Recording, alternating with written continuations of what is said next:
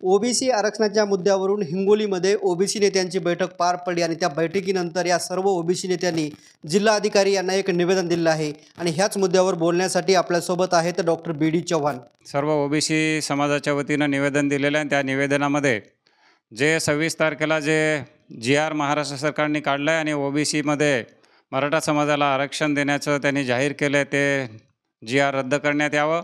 त्याचप्रमाणे सुक्रे समिती जी आहे ती मागासवर्गीय आयोगाचं जे काम करते आहे ती समितीसुद्धा रद्द करण्यात यावी, कारण यापूर्वीची समितीचं आणखीन वेळ 6 महिन्याची असतानासुद्धा जाणून बुजून सर्वच मराठा समाजाचे त्या ठिकाणी सदस्य घेतल्यामुळे ही समितीसुद्धा खारिज करण्यात यावी आणि ओबीसी आणि मुक्त भटके बलुतेदारावर जो अन्याय होत आहे, जो घुसखोरी होत आहे ते त्वरित सरकारने थांबवावी, यासाठी हा निवेदन आम्ही आज या ठिकाणी जिल्हाधिकारी कार्यालयामध्ये आम्ही दिलेलं आहे. त्यानंतर आता ओबीसी समाजाची पुढची भूमिका काय असणार आहे, पुढचं आंदोलन काय असणार आहे? येत्या 5 तारखेपर्यंत आम्ही संपूर्ण महाराष्ट्रामध्ये त्याची सुरुवात आम्ही नांदेड आणि मराठवाड्यामधून एल्गार रथयात्रा, ओबीसीची जनजागरण यात्रा आम्ही या ठिकाणी सुरुवात करतो आहे आणि ही रथयात्रा आम्ही माहूरगडावरून या ठिकाणी सुरुवात करण्याचा आम्ही निश्चय केलेला आहे आणि या रथयात्रेमध्ये आदरणीय छगन भुजबळ साहेब, प्रकाशअण्णा शेंडगे, लक्ष्मणजी गायकवाड, TP मुंडे आणि पडळकर साहेब, जानकर साहेब आणि बलुतेदार समाजाचे सर्वच नेते या ठिकाणी या रथयात्रेमध्ये सामील होणार आहे. ही रथयात्रा प्रत्येक तालुक्यामधून जाईल, मोठ्या गावामध्ये जाईल. जिथे जिथं गावं मोठे आहेत त्या ठिकाणी कॉर्नर बैठका होतील, घोषणाबाजी होईल, बँडबाजे वाजवले जाईल आणि जनजागरण या ओबीसी समाजामध्ये केलं जाईल. आणि जोपर्यंत आमच्यावर झालेला अन्याय आहे तो अन्याय जोपर्यंत रद्द होत नाही तोपर्यंत ही जनआंदोलन चालूच राहणार आहे.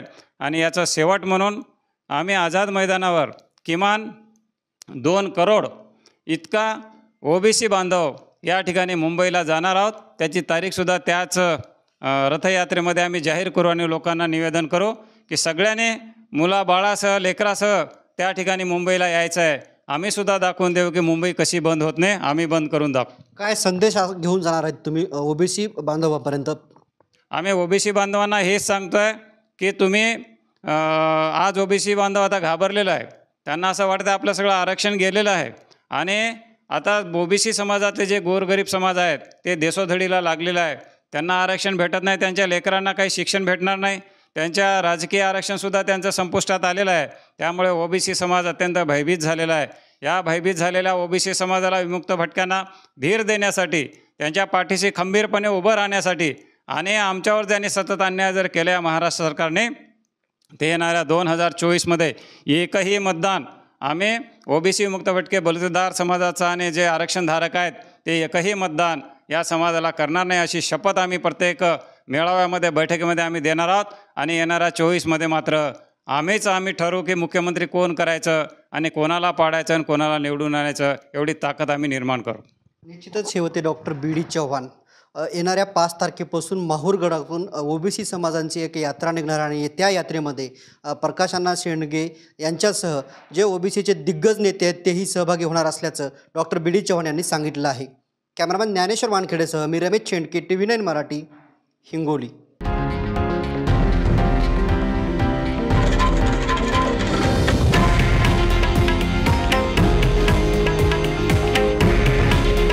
हे आहे देशातील नंबर 1 न्यूज नेटवर्क आणि आपण पाहत आहात TV9 मराठी. काळजी तुमची, हित महाराष्ट्राचं.